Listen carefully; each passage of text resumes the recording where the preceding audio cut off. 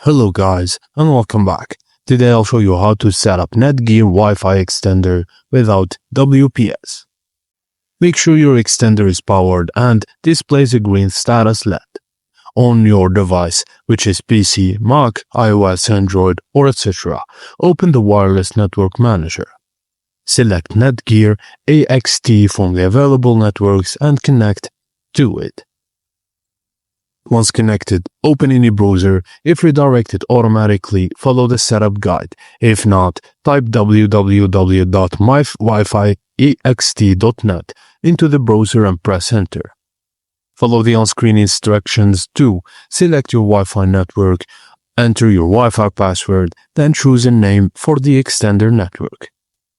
To make changes later, visit mywifi.ext.net and log in with your username and password. Now you can enjoy your extended Wi-Fi coverage. Thank you for watching, and please don't forget to like and subscribe for more.